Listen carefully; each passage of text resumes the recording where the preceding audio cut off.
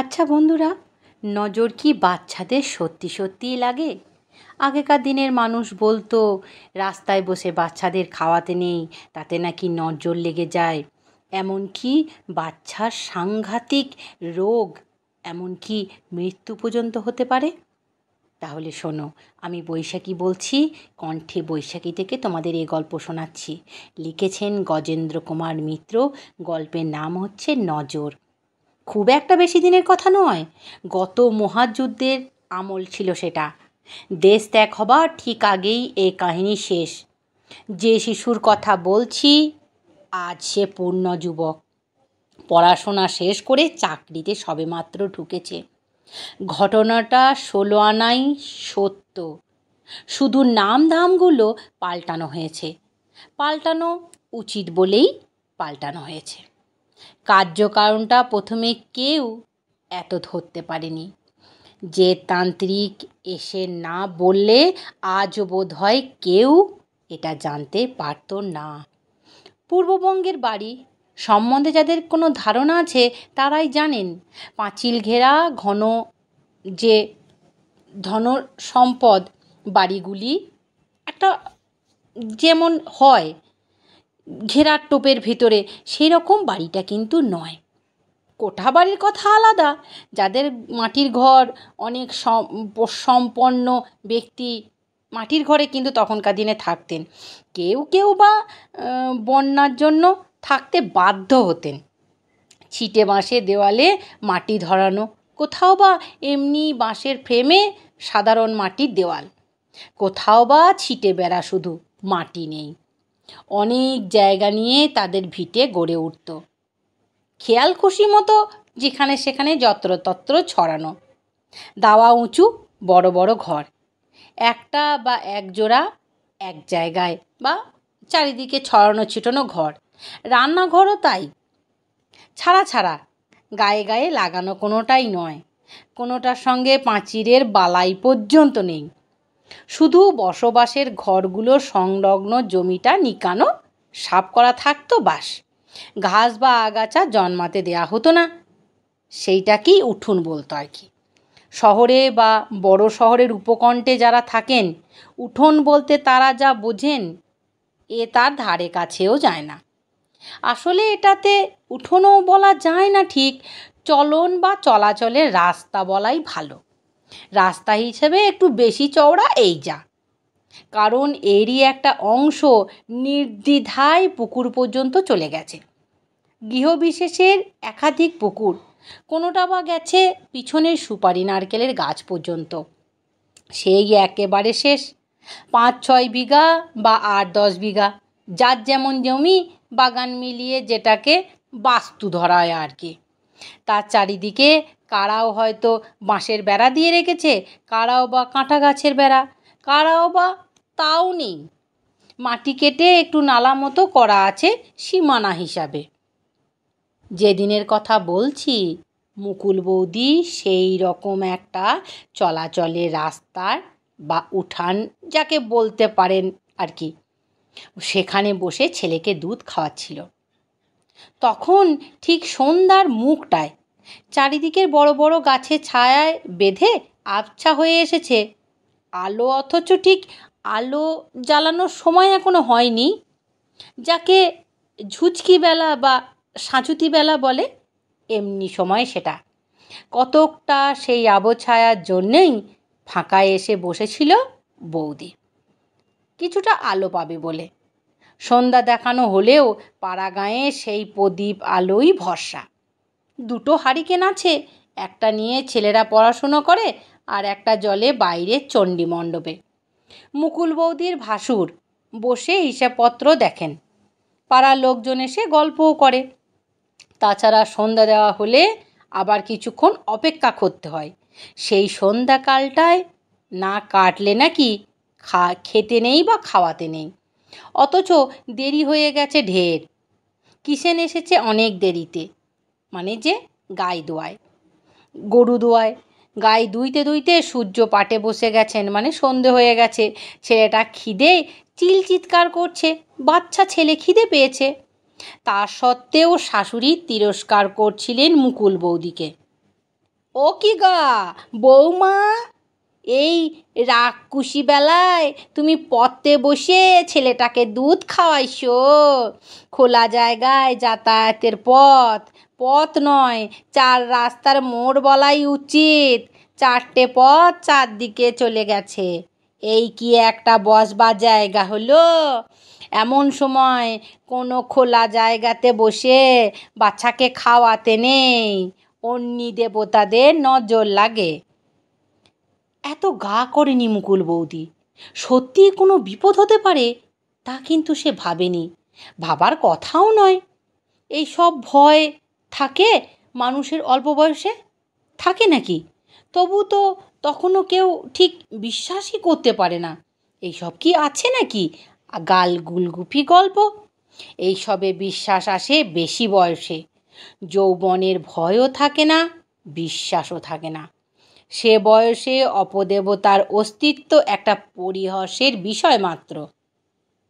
এই ঘটনার কয়েকদিন পর ছেলে সেদিন 1 বছর পূর্ণ হতে ঠিক একটি দিন বাকি। মুকুল বৌদি ছেলেকে কোলে করে রাস্তায় এসে দাঁড়িয়েছিল। ঠিক দুপুরবেলা, চড়া রোদ, তবে বৌদি দাঁড়িয়েছিল একটা বড় কাঁঠাল গাছের ছায়ায়।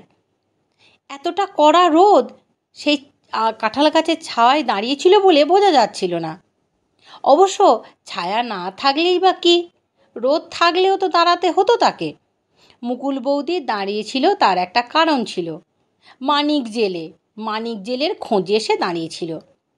যে বুড়োটা মাছ দিয়ে যায়, আজ 3 দিন তার পাত্তা নেই। ফলে কারোর পেটেই মাছ যায়নি কয়দিন। অসুবিধাটা মুকুল বৌদিরই বেশি। ছেলেটা সবে ভাত খেতে শিখেছে, কিন্তু মাছ না হলে এক দানা ভাতও খেতে চায় না সেই ছেলে। সেই গরজেই একেবারে রাস্তার ধারে এসে দাঁড়িয়েছিল মুকুল বৌদি। মানিককে দেখতে পেলে 1 কুনকে চাল আর 2 কুনকে খুদ দিয়ে নিজেদের পুকুরেই একবার নামতে বলবে সে। আগে শুধু খুদ দিলেই হতো, এখন আর কেবলমাত্র 2 কুনকে খুদ বা বড় না দিলে বা চাল না দিলে সে বড় পুকুরে জাল ফেলতে চায় না। যেদিন দরকার থাকে সেদিন সামান্য বস্তুও দুর্লভ বলে মনে হয়, দুর্লভ হয়ে ওঠে। বহুক্ষণ দাঁড়িয়েও মানিকের দেখা পাওয়া গেল না সেদিন। ফিরেই আসছে, হঠাৎ একটি মেয়ে ছেলে কোথা থেকে এসে প্রায় পথ জুড়ে দাঁড়িয়ে গেল। আহা, কাদের খোকা গা, বাহ বাহ বাহ, বাড়ি সুন্দর খোকা তো তোমার বুঝি গা মা? এইটি পেতাম না আর আছে? বাবা, বুক জুড়ানো ধন। ও খোকা বাবু, আমার সাথে যাবে?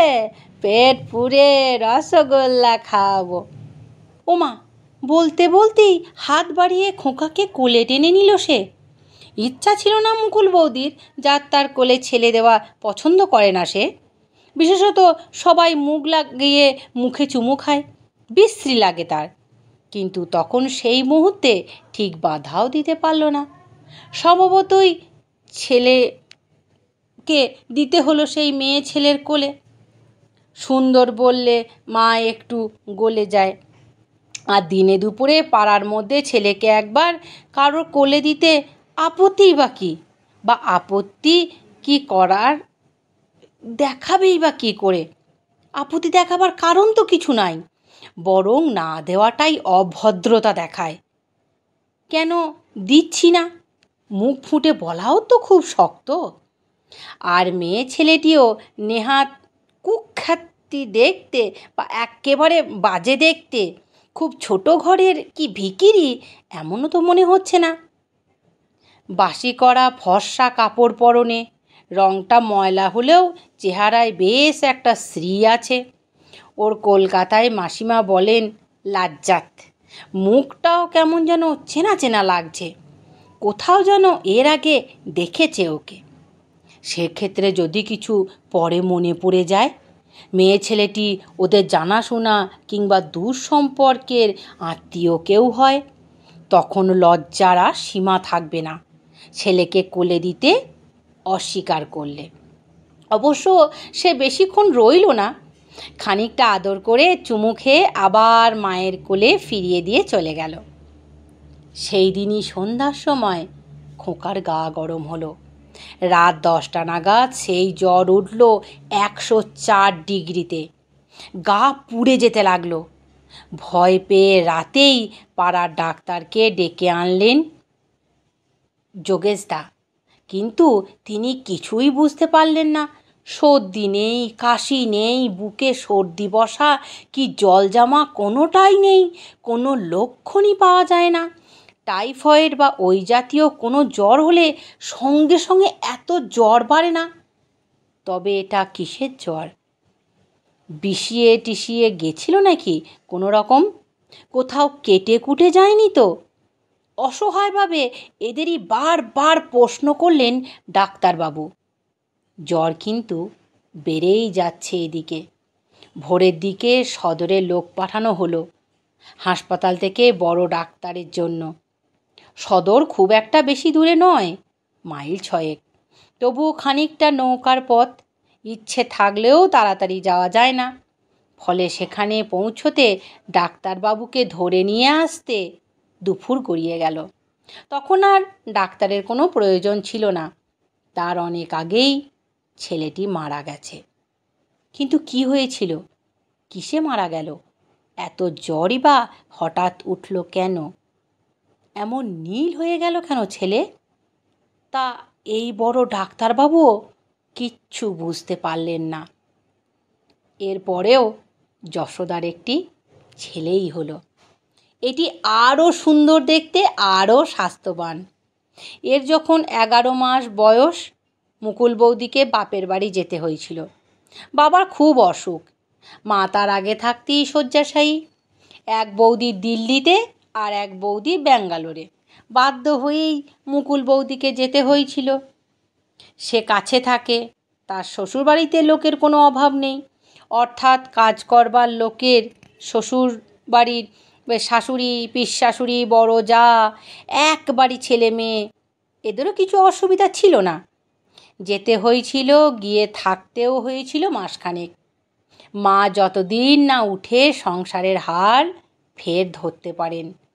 যখন মা সংসারের ভার নিলেন, তখন গিয়ে ছুটি হলো মুকুল বৌদির। এইখানে একদিন, মানে তার বাবার বাড়িতেই একদিন, মুকুল বৌদির বাপের বাড়িতে 2খানা ঘর, কোঠা, তারই একটা সামনে দালানে ছেলেকে নিয়ে বসে আছে। ছেলে বুকের দুধ খাচ্ছে।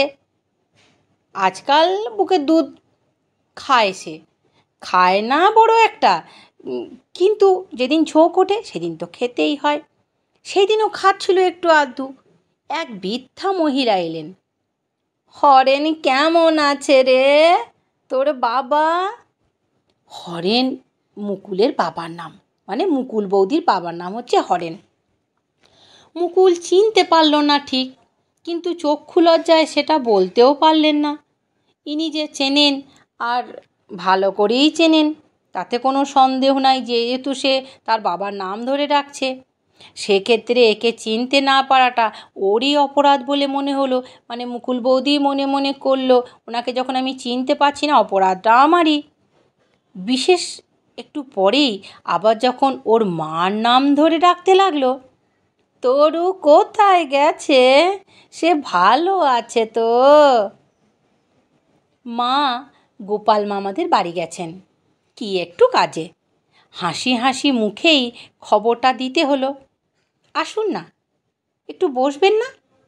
না না, আমি যাই। এইটি বুঝি তোমার খোকা? বাহ, খোকা, বেশ খোকা তো। কি খোকা বাবু, তোমার নাম কি? মুকুলের কোলেই রইল ছেলে। উনি শুধু গাল টিপে চুমু খেয়ে আদর করে চলে গেলেন। মা ফিরে আসতে মুকুল বৌদি ওর কথা বলল মাকে, মানে বুড়ির কথা বলল মাকে। বাবার ঘুম ভাঙতে বাবাকেও বলল সে কথা। দুইজনের কেউই চিনতে পারলেন না ভদ্রমহিলাকে। এ গ্রামের তো কেউ নয়ই, কিন্তু অন্য গ্রামেও বা কি এত অপরিচিত? ওই বয়সী যত মহিলার কথা মনে হলো, খানিকটা মেলে, অথচ পুরোটা কারোর সঙ্গেই মেলে না। এর 2 দিন পরে ছেলের আবার জ্বর এলো, তেমনি জ্বর, সেই প্রচণ্ড গা পুড়ে যাওয়া জ্বর। এই গ্রামের যিনি একমাত্র ডাক্তার, তাকে সেই দিনই কী কারণে পাওয়া গেল না। সে জায়গায় বড় কবিরাজকে ধরে নিয়ে এলেন হরেনবাবু। খুব বিখ্যাত কবিরাজ, বিস্তর নাম ডাক, রসসাগর উপাধি। তিনি হাসতে হাসতেই এসেছিলেন ছেলেকে দেখতে, বা ছেলের মুখ দেখেই ডাক্তারবাবুর মুখ শুকিয়ে গেল। তিনি হরেনবাবুকে বললেন, আমাদের শাস্ত্রে যেটুকু আছে আমি জানি, বা যেটুকু আমি আমাদের শাস্ত্রে পড়েছি, নারীর গতিক আদেও ভালো না।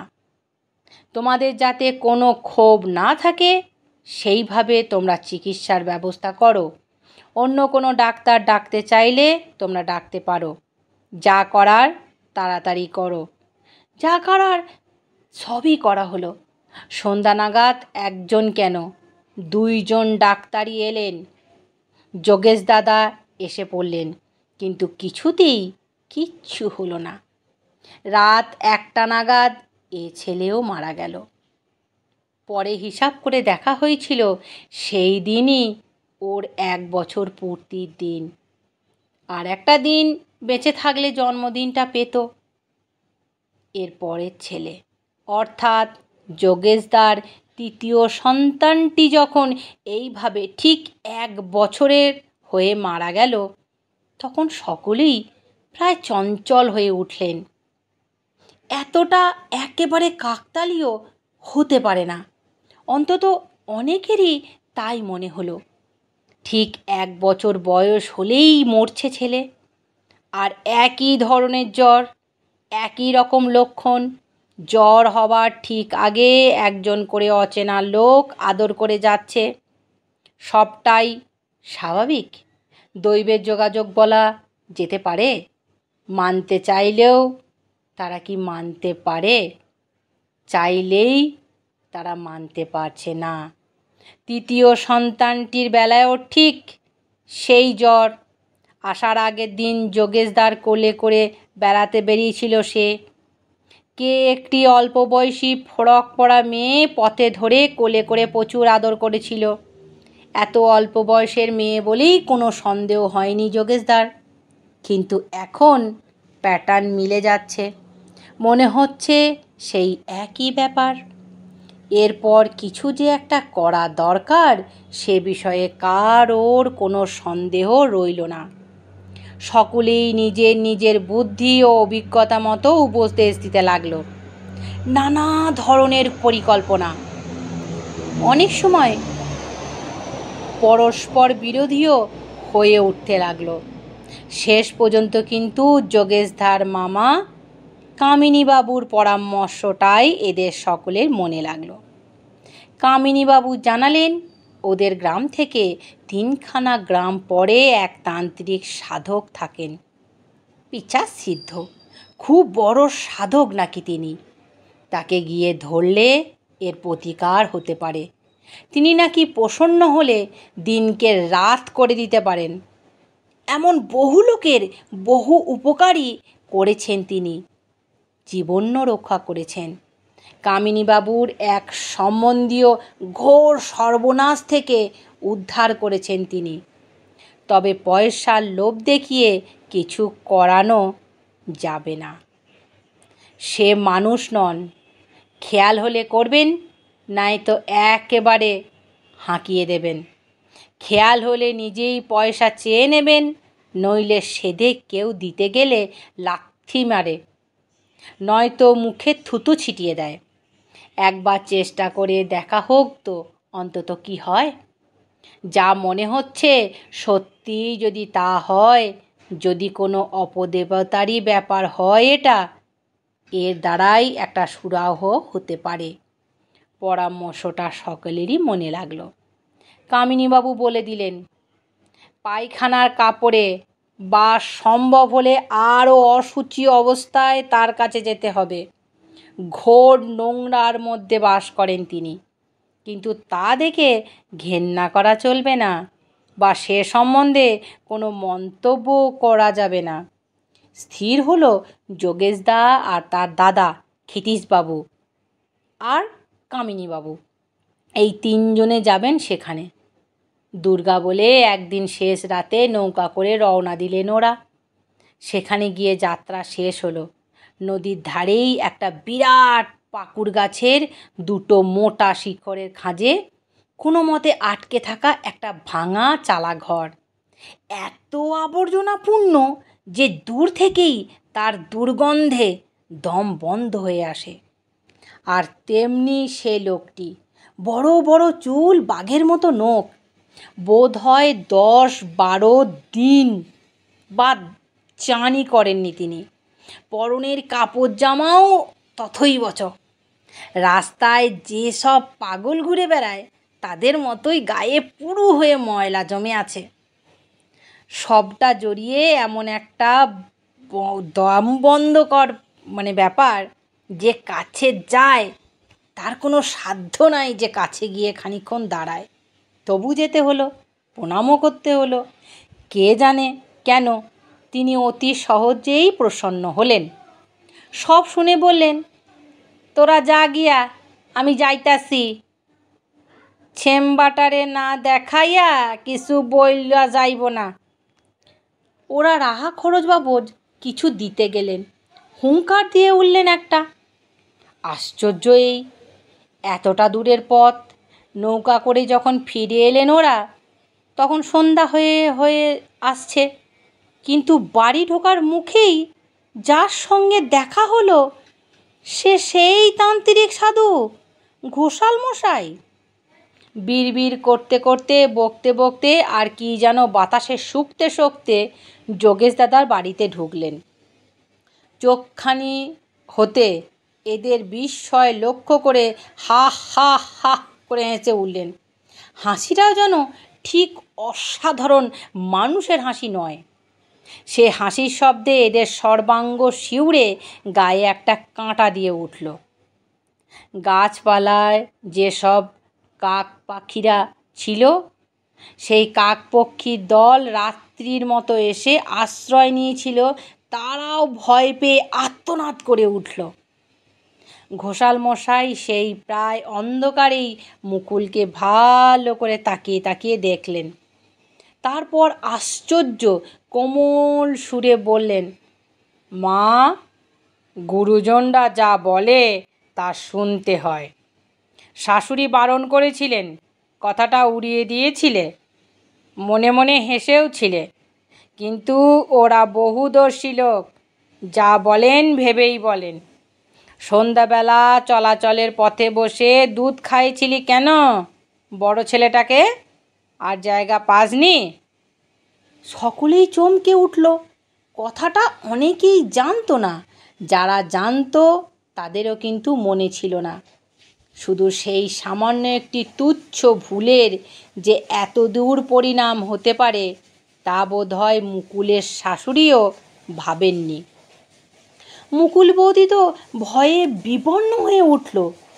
ভয়ে, দুঃখে, অনুতাপে দেখতে দেখতে তার কপালে বড় বড় ফোঁটায় ঘাম দেখা দিল। গলার কাছে কান্না ঠেলে উঠতে লাগলো। যশোদার মাই প্রথম বলল, তারও গলায় কান্না। বললেন, তাহলে কি হবে বাবা, আমার বৌমার কোনো ছেলে বাঁচবে নে? কেন বললে বাঁচবে নে? সব তাইতে কথার ডগা কাটে দিস কেনলাম আগে? বাঁচবে না তো কি আমি আছি কি করতে? সব কথার ডগা কেটে দেয়। সব ঠিক করে দেবো আমি। এই তো আবার সামনে ছেলে আসছে ওর, এ বাঁচবে, ওর আরও ছেলে মেয়ে হবে, সব বাঁচবে। তবে যা বলে যাচ্ছি ঠিক মতো তাই শুনতে হবে। যতদিন না ছেলের 18 মাস বয়স হচ্ছে ততদিন ছেলেকে কোনো খোলা জায়গায় বসিয়ে খাওয়ানো যাবে না। সন্ধ্যার পর ঘরে বার করবে না, আর কোনো অচেনা লোকের কোলে ছেলে দেবে না।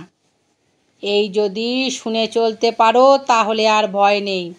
এ ছেলে 18 মাস পেরিয়ে গেলে অন্য ছেলে মেয়েও বাঁচবে। কিন্তু ক্ষিতীশবাবু খুব ভয়ে ভয়েই প্রশ্ন করলেন। মার লাঞ্ছনা দেখে ভয় হয়েছিল তা ঠিকই, যদিও কোনো বিশেষ কারণে বার করতে হয় বাচ্চাকে। নিতান্তই যদি বার করতে হয়, এবার আর খুঁজে পাবি না তোরা, বুঝলি? এবার কিন্তু ঘোষালবাবু দাঁত খিচিয়ে উঠলেন না। বললেন, যদি একান্ত ছেলেকে বার করতে হয়, সর্ষে তেলের মশাল জ্বালিয়ে এক হাতে মশাল আর এক হাতে ছেলে নিয়ে বেরোবে। যেই বেরোক, যতক্ষণ বাইরে থাকবে, যার কোলে ছেলে থাকবে তার হাতে সেই মশাল থাকবে। নেভা চলবে না মশাল, মশাল জ্বলতে থাকতে হবে। ঘোষালমশাই বাইরে পুকুর পাড়ে বসে পান্তা ভাত আর বাসি মাছের অম্বল খেয়ে চলে গেলেন। যাবার সময় কি ভাগ্যে একটা টাকা চেয়ে নিয়ে গেলেন ক্ষিতীশবাবুর কাছ থেকে। যোগেশদা তাড়াতাড়ি 5টা টাকা বার করে দিতে গিয়েছিলেন তাকে। কুৎসিত কটু ভাষায় গালাগাল দিয়ে উঠলেন। যোগেশদা সামনে থেকে পালাতে পথ পান না। ঘোষালমশাইয়ের প্রথম কথাটা অচিরেই ফলে গেল। একটি ছেলে হলো আবার মুকুল বৌদির, আগের মতোই সুন্দর ফুটফুটে ছেলে। তবে তাতে আরও চিন্তা বেড়ে গেল। ঠিক নিশ্চিন্ত হতে পারল না কেউ। ঘোষালমশাইয়ের আশ্বাসবাণী যে সত্য হবে তা এখনও প্রমাণিত হয়নি। ছেলের আগেও হয়েছে, তার সুশ্রী ছেলে হয়েছে, স্বাস্থ্যবান ছেলে হয়েছে, তিনবার ছেলে হয়েছে, 1 বছর করে বেঁচেওছে, কিন্তু রাখতে পারা যায়নি। এবারই বা কি থাকবে? সত্যিই কি ঘোষালমশাইয়ের কোনো শক্তি আছে? জন্মদিন যত কাছে আসছে ততই যেন কণ্টক শয্যা বোধ হয় সকলের। মা, বাবা, ঠাকুরমশা তো বটেই, জ্যাঠামশাইরাও, জেঠিমারাও কম নয়। বারবার এই বিশ্রী কাণ্ড হয়ে যাচ্ছে, কারোরই ভালো লাগে না সেটা। কিন্তু ঘোষালমশাইয়ের প্রভাবেই হোক আর সাবধানে থাকার জন্যেই হোক, উৎকণ্ঠ রুদ্ধ নিঃশ্বাস প্রতীক্ষার মধ্যে দিয়ে একসময় 1 বছর পূর্ণ হয়ে গেল খোকার। তাও যেন বিশ্বাস হতে চায় না। সবাই বারবার হিসাব করছে, পাঁজি ক্যালেন্ডার সঙ্গে মিলিয়ে দেখছে। তবুও দুর্ভাগ্য যে এটা সত্যিই কেটেছে। 1 বছর যে ভালোই ভালোই পার হয়েছে সেটা ওদের দুর্ভাগ্যের মধ্যে হলেও সৌভাগ্য নিয়ে এসেছে, এ কথা ভাবতে পারেন না আর। সেই কারণে আরও 2-3টে দিন ছটপট করলো সবাই, আশা ও আকাঙ্ক্ষায়, নিদারুণ সংশয়ের মধ্যেই। তারপর একটু একটু করে যেন নিঃশ্বাস পড়ল সকলের, বিশ্বাস ফিরে এলো। আবার সহজ হতে শুরু করলেন সবাই। অবশ্য ফাঁড়া একেবারে কাটেনি, এটাও ঠিক। ঘোষালমশাই 18 মাস বা 1.5 বছর সময় বেঁধে দিয়ে গেছেন। ওই সময় পর্যন্ত সাবধানে থাকার নির্দেশ আছে। তবুও আসলো সেই ভয়ঙ্কর 1 বছরের সীমানা তো পেরিয়ে আসতে পারা গেছে, এই তো ঢের। অনেক দিন পর আবার এ বাড়ির মেয়েদের মুখে হাসি ফুটল। এই 1টা বছর খুবই সাবধানে ছিলেন ওরা। মধ্যে একবার রাতে বার করতে হয়েছিল খোকাকে। মুকুল তখন বাপের বাড়িতে। হঠাৎ এদের এক জ্যাঠা এসে পড়লেন, মানে যোগেশদারদের জ্যাঠা আর কি। ভারত ছাড়ো আন্দোলনে জেলে গিয়েছিলেন। দীর্ঘকাল পরে ছাড়া পেয়ে একবার এদের সকলের সঙ্গে দেখা করতে এসেছিলেন। সেই দিনই ভোর রাতে রওনা হতে হবে। অবিলম্বে হাসপাতালে ভর্তি হওয়া দরকার, গুরুতরভাবে পীড়িত। 1 দিন দেরি হওয়া মানে মৃত্যুর দিকে 1 পা বেশি এগিয়ে যাওয়া। সুতরাং তাকে নিয়ে যাওয়া যায়নি অত দূর। রাত পোয়ানো পর্যন্ত অপেক্ষাও করা যায়নি, খোকাকেই আনতে হয়েছিল। দূর তো বেশি নয়, মাত্র মাইল 4 ব্যবধান। তবুও দেরি লাগে একটু। খানিকটা পথ নৌকায় ও খানিকটা হেঁটে আসতে হয়, কিংবা গরুর গাড়িতে। সেই সমস্ত পথই হরেনবাবু এক হাতে নাতিকে আর এক হাতে মশাল নিয়ে এসেছেন। কারুর হাতেই দেননি তিনি। এক হাতে ধরে আছেন নাতিকে, এক হাতে জ্বলছে সর্ষে তেলের মশাল। ফলে এখানে এসে যখন পৌঁছলেন, কোনো হাত আর নড়াচড়ার ক্ষমতা তার ছিল না, কারণ এক হাতে ছিল মশাল আর এক হাতে ছিল নাতি। 3 দিন ধরে সেক দিয়ে, তেল মালিশ দিয়ে তবে সার ফিরিয়ে আনতে হয়েছিল তার দুটো হাত। এইভাবেই হুঁশিয়ার থাকতে হবে। নিয়ম কানুন সতর্কতা একটু শিথিল করা যাবে না। সে সম্বন্ধে সকলেই সচেতন, কারুরই দ্বিমত নেই। পরস্পরকে বলেছেনও বারবার, তবু কবে এবং কখন যেন সতর্কতা শিথিল হয়ে এসেছে একটু, তা কেউই টের পায়নি। এমনকি যার সবচেয়ে সজাগ থাকার কথা, সেই মুকুল বৌদিও যেন কখন নিজের অগোচরেই একটু ঢিল দিয়েছেন।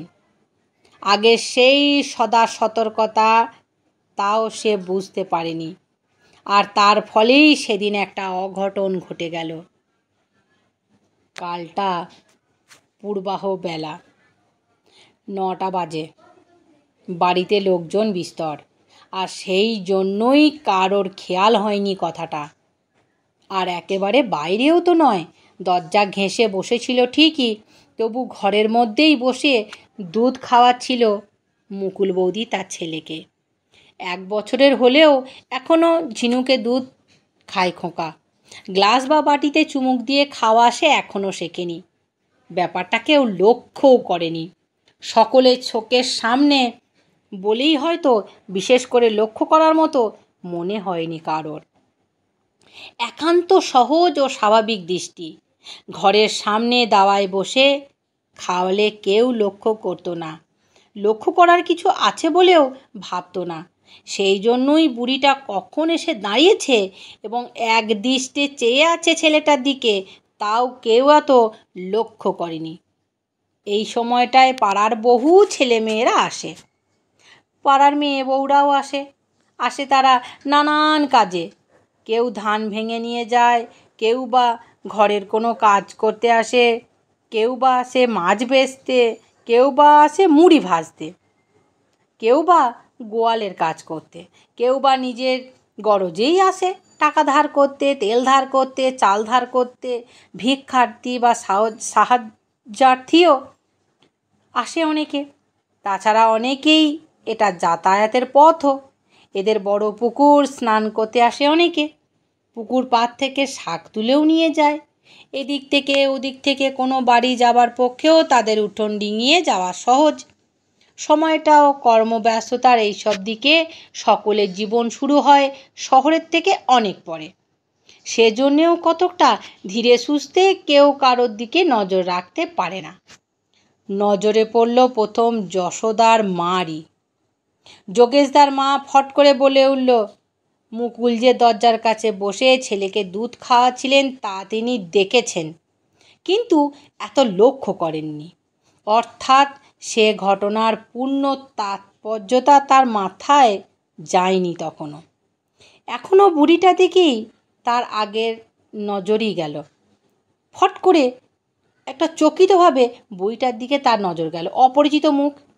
এ গ্রামের কেউ তো নয়ই, ঠিক পাশের গ্রামে কোনো কেউ নয়। কেমন এক রকমের হাসি হাসি মুখকে মুগ্ধ দৃষ্টিতে তাকিয়ে আছে প্রায় পলকহীন চোখে। সেই দৃষ্টি অনুসরণ করেই এবার তিনি যেন প্রথম দেখতে পেলেন মুকুলের কাণ্ডটা। সঙ্গে সঙ্গে প্রায় আর্তনাদ করেই উঠলেন, বৌমা! সে চিৎকারে সকলেই চমকে উঠল। মুকুল তো উঠবেই, কেমন একমনে ছটফট হয়ে শাশুড়ি দিকে তাকাতেই তার দৃষ্টি অনুসরণ করে বুড়িটাকে দেখতে পেল। সঙ্গে সঙ্গে তার গলা দিয়েও একটা ভীত আতঙ্কগ্রস্ত স্বর বেরোল। সে সভয়ে ছেলেকে বুকে চেপে ধরে আঁচল দিয়ে ঢাকতে ঢাকতে ভেতরে সরে গিয়ে সশব্দে কপাট দুটো বন্ধ করে দিল। মহা বিরক্ত হলো সেই বুড়িটা। অপমান হতো ক্ষুণ্ণ কণ্ঠে বলল, কেন কেন বিষয়টা কি? আমি কি নজর দিতাম নাকি? বলি নজর দিচ্ছিলাম মনে করেছ নাকি? পোলাটাকে যেভাবে ছড়িয়ে নিলে, ছি ছি ছি, এমন ভাব নাকি আমার তো কোনো কাম সারাই হইয়া আইছিল, চলেই তো যাইতাম, এত আবার গন্ডগোলের আজটা কি? বিড়বিড় করে বকতে বকতে বুড়িটা আশ্চর্য রকমের ক্ষিপ্র বেগে চলে গেল। এরা সকলেই এত হকচকিত হয়ে গিয়েছিল যে সে কে, কোথায় থাকে, কোথা থেকে এসেছে এবং কী দরকারে এসেছে সেসব প্রশ্ন করার কথা কারোর মনে পড়ল না। দৃষ্টির আড়ালে চলে যাবার আগে সেই দিনই সন্ধ্যায় বাচ্চাটার জ্বর হলো, সেই ভুতুড়ে জ্বর। এদের মুখ শুকিয়ে আসা স্বাভাবিক। মুকুল এবং মুকুলের শাশুড়ি কান্নাকাটি শুরু করে দিল। তাতেও বিস্মিত হবার কিছু নেই। সকলেই ধরে নিলেন যে আর কোনো প্রতিকার সম্ভব নয়, একেও মরতে হবে এবার।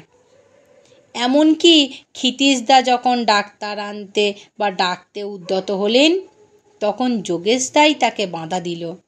কি লাভ দাদা, বুঝতেই তো পারছো।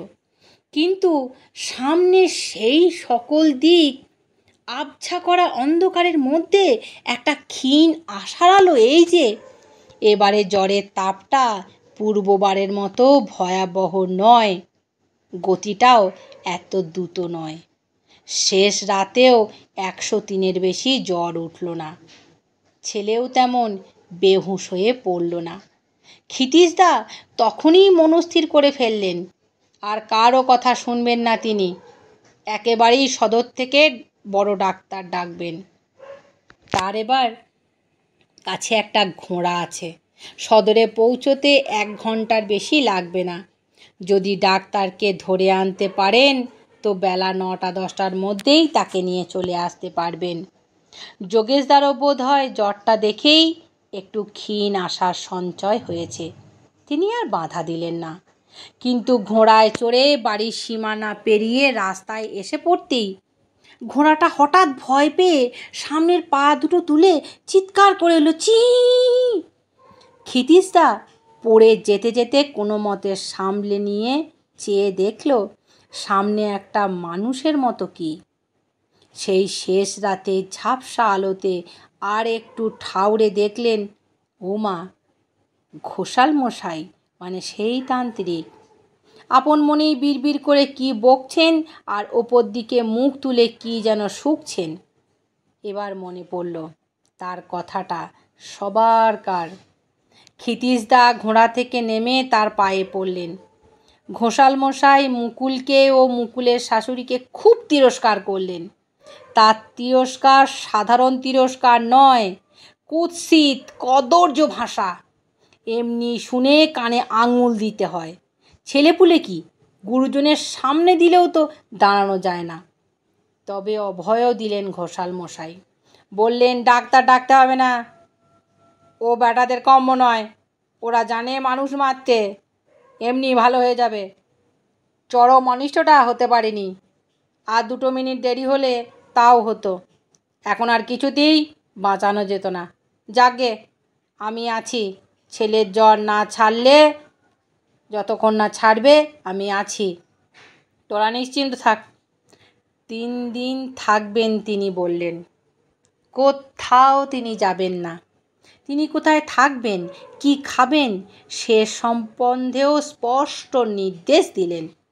বাড়ি সীমানার বাইরে পাড়া রাস্তা যেটা জঞ্জাল টঞ্জাল সেখানে ফেলা হয়, সেই দিনটাও একটা আধপচা মরা কুকুরকে ফেলে দিয়ে এসেছিল সেই জঞ্জালে, সেখানেই থাকবেন। রসুন দিয়ে পচা মাছের তরকারি রেঁধে দিতে হবে, আর আর থাকবে পান্তা ভাত। কেবল সেই দিন রাত্রে অতিরিক্ত 2 বোতল দেশি মদ এবং খানিকটা ঝলসানো পোড়া মাংস চাই তার। ঠিক 3 দিনের দিন ছেলের জ্বর ছেড়ে গেল। ঘোষাল মশাই বললেন, আর ভয় নেই, এবার যা খুশি করতে পারিস। আর সে আসবে না, অন্তত এ বাড়িতে সে ঢুকবে না। তবে 18 মাস পূর্ণ হবার আগে এ বাড়ির বাইরে কোথাও যাস না। আর দেরি তো নেই বিশেষ, মোটে 2 মাস। নাই বা গেলি কোথাও। ঘোষাল মশাই সেই দিন রাত্রে অন্তর্নিহিত হলেন। পরের দিন ভোরে উঠে তাকে দেখা গেল না। যেমন হঠাৎ এসেছিলেন তেমনি হঠাৎই কেমন যেন চলে গেলেন, হাওয়ায় মিলিয়ে গেলেন। এর মাসখানেকের পরে একদিন সেই বুড়িকে আবার ওদের বাড়ির সামনে রাস্তা দিয়ে যাচ্ছে দেখা গিয়েছিল। যেন কি একটা মতলবে ঘুরে বেড়াচ্ছে। ভেতরে ঢোকারই ইচ্ছা, কিন্তু ঠিক ঢুকতে সাহস করছে না। ভাবভঙ্গি কতকটা সেই রকমই। যোগেশদার মাই প্রথম দেখতে পান তাকে, চিনতেও পারেন সঙ্গে সঙ্গে। তিনিই চিৎকার করে ছেলেকে ডাকলেন। চিৎকারে যোগেশদা ক্ষিতীশদা দুইজনই ছুটে বেরিয়ে আসলেন। সেই দিন বাড়িতে অনেকে এসে পড়েছিল। ক্ষিতীশদার ভাগ্নেরা, কামিনী মামা ছেলেরা, বিস্তর ছোকরা, তারাও হই হই হই হই করে বেরিয়ে পড়ল। এরা কেউই চিনল না বুড়িকে, কিন্তু ব্যাপারটা তারা সবাই শুনেছিল। যোগেশদা সেদিন দেখেছিল, আজও চিনতে পেরেছে। মা এদের কাছে পরিচয়টা দিতে দিতে সে রাস্তায় বেরিয়ে ছুটতে লাগলো বুড়ির পিছনে পিছনে। বহুদিনের নিরুদ্ধ উষ্মা, তার স্ত্রীর হত্যা হয় হোক, ডাইনিটাকে নিজে হাতে পুড়িয়ে মারবে সে। কোনো স্ত্রী হত্যা তার হাতে হলে আজ হবে? ততক্ষণ ছেলের দল বেরিয়ে এসেছে। সবাই মিলে ছুটতে শুরু করলো। বুড়িও ব্যাপারটা বুঝে ছুটতে শুরু করেছে অনেক আগে থেকেই। তবে তা নিয়ে ওরা কেউ মাথা ঘামায়নি এত। একে তো মেয়ে ছেলে, তাও বুড়ো মানুষ, কতক্ষণ পারবে এই বাচ্চা ছেলেদের সঙ্গে ছুটতে? কিন্তু আশ্চর্য এই, এরা সকলেই অল্প বয়সী গ্রামের ছেলে, খেলাধুলোও করে সকলে। ছোটা প্রত্যেকেরই অভ্যাস আছে এদের। তবুও বুড়িটাকে ধরতে পারল না এরা কেউ। ওরা যত জোরে দৌড়ায় বুড়িও তত দৌড়ে দৌড়ায়। ছুটতে ছুটতে ক্রমশ গ্রামের সীমানায় এসে পড়ল। সামনে দিগন্ত বিস্তৃত মাঠ, ধানের ক্ষেত। অবশ্য তখন ধান কাটা হয়ে গেছে, তবুও দৌড়তে অসুবিধা হয় বই কি। সেই অসুবিধা তো দুই পক্ষেরই হবার কথা। কিন্তু এই সময় একটা অদ্ভুত কাণ্ড ঘটল। মাঠের মাঝামাঝি একটা গাছ ছিল, সম্ভবত শিমুল গাছ, বিরাট গাছ, বহুদিনের গাছ। বুড়িটা সেইখানে গিয়ে হঠাৎ সেই প্রকাশ্য দিবালোকে সকলের সামনে চোখের নিমেষে মিলিয়ে গেল। আগের মুহূর্তেও সকলে দেখেছে বুড়িটাকে সেই গাছটা 2 হাতে জড়িয়ে ধরতে। পর মুহূর্তেই আর কোনো চিহ্ন দেখতে পেল না তারা। ভয় হবারই কথা, ভয় হলো। যতই দিনের আলো হোক আর দল বেঁধে থাক, এমন অলৌকিক অবিশ্বাস্য কাণ্ড দেখলে কার না ভয় হয়? সকলেরই গাটা ডোল দিয়ে উঠল এবং গায়ে কাঁটা দিতে লাগলো। গায়ের লোম দাঁড়িয়ে গেল খাড়া হয়ে, মুখ শুকিয়ে গেল। কিন্তু যোগেশদার প্রতিহিংসা স্থির প্রতিজ্ঞা। সে বলল, এই আমি এখানে আছি, তোরা 1 2 3 এখানে থাক, বাকি সব বাড়ি গিয়ে কিছু কাঠ আন আর খড় আন, আর আনবি তেল, গাছটাকে পুড়িয়ে দেব। সেই মতোই ব্যবস্থা হলো। চারিদিকে কাঠ খড় সাজিয়ে তেল ঢালিয়ে আগুন দিয়ে দেওয়া হলো। বিপুল অগ্নিশিখা উঠল গাছটার চারিদিকে। বেশ সে আগুন ধোঁয়ায় দূর দূরান্তের গ্রাম থেকেও দেখা দিতে লাগলো। শয়ে শয়ে লোক ছুটে এলো ব্যাপার কি দেখার জন্যে। গাছপালা, শাখা প্রশাখা, পত্র পল্লব সব ঝলসে পুড়ে গেল। কিন্তু কি আশ্চর্য, এই মূল কাণ্ডটা কিছুতেই পুড়ল না। বহু চেষ্টা করেও না। সন্ধে পর্যন্ত চেষ্টা করেও যোগেশদাকে হাল ছাড়তে হলো শেষ অবধি। ছালগুলো পুড়ে সাদা ছাই হয়ে গেল সেই অসহ উত্তাপে, কিন্তু কাণ্ডটা যেমন ছিল তেমনিই দাঁড়িয়ে রইল। আজও নাকি সে কাণ্ডটা সেরকমই আছে, তেমনি খাড়া দাঁড়িয়ে আছে। সেই দিনও এক দল এসেছে দেশ থেকে, পাকিস্তান হওয়ারও বেশ কয়েক বছর পরে। তারাও এসে গল্প করেছে। শাখা প্রশাখাহীন নিষ্পত্র সাদা কাণ্ডটা তেমনিই আছে আজও। না পচেছে, না ঘুণ ধরেছে তাতে। কে জানে আরও কতদিন থাকবে সেই সাদা শাখা প্রশাখা নিষ্পত্র কাণ্ডটি। আমি বৈশাখী বলছি, কণ্ঠেকে বৈশাখীতে থেকে তোমাদের এই গল্প শোনাচ্ছি। তোমরা আমার পরিবার, তোমরা আমার বন্ধু। তোমরা যেভাবে আমাকে আগিয়ে নিয়ে যাচ্ছ সেভাবেই আমাকে আগিয়ে নিয়ে যাও। তোমাদের মূল্যবান কমেন্ট শুনে আমি গল্প নতুন নতুন বানাবার উৎসাহ পাই। ভালো থেকো, সুস্থ থেকো, সঙ্গে থেকো এবং ভালো ভালো কমেন্ট করে আমার পাশে থেকো।